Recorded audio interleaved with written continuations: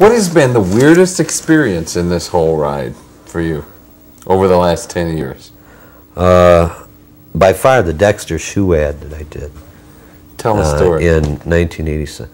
Well, these guys came from, they called me up one day and asked me if they were doing this national shoe campaign involving different celebrities, John Havlicek of the Boston Celtics, Alan Dershowitz, the lawyer, a couple other people in other lines of work to advertise different shoes they had on the market. Well, they had a work boot that or work shoe that they wanted me to endorse in a national ad campaign that would show up in Sports Illustrated and Time, you know, the big publications. So they flew out, and I said, sure, you know. And they said $3,500, you know. I said, to do what? Just to have your picture snapped. I said, well, come on out. So, well, we looked around, and they were on a tight schedule. We ended up at a junkyard on Dort Highway. They took my picture, and it was just fascinating that whole day. That the Flint experience was so different to these people. They were all East Coast, you know, guys, nice guys, but I mean, they were totally out of touch. I remember we went to a hardware store and they wanted to buy rivets.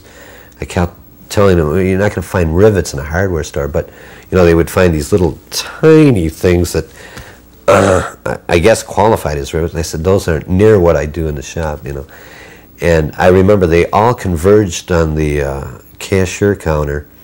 They found magnets. You know, big deal. Magnets, just magnets. And they were mesmerized, all three of them, the camera guy and the producer guy and the editor guy or whoever.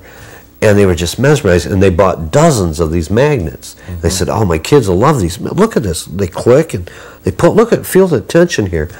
And I asked them, I said, you know, what's the attraction in magnets? Well, we don't have these back east. We don't have these. They were from Providence or is that the right? Providence, Rhode Island? Yeah, Rhode Island.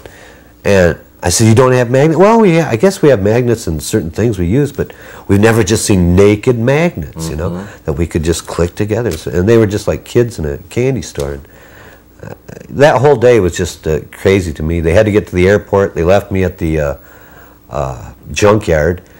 And they assume, you know, from being from the East Coast, I guess, that everybody takes a cab and they say, you know, look, we can't give you a ride home because we have to get this this generator that we rented back to this hardware store, and we have to make it to the airport. So how much is a cab here around here? Can you get a cab home? And I said, well, sure, yeah, I guess I could get a cab, you know. And we're out by the junkyard bar there, right next door. And so I went over there and started drinking, and the guy said, well, you know, how much do you need? And he peeled out, he gave me 220s. He says, well, do you think that'll cover you to where you got to go? And I think, you know, I said, well, yeah, that ought to cover it. And so I went over to the junkyard and started drinking and called Jim McDonald, a good friend of mine, and said, man, I got $40 off this guy. Come on out, and I'm buying, and I didn't go to work that night, and $40 paid for our whole round of boozing that night. So, you know, it was a unique day. I remember them looking at the menu in Mark's Lounge when I took them over there, and they said, what is a chili dog? I said, well, it's a hot dog with chili sauce on it. Well, what do you mean, like chili in a bowl with beans? Well, yeah, sort of like that, but more meat, you know, skip the beans. And you know, it's just a strange day of the different cultures colliding.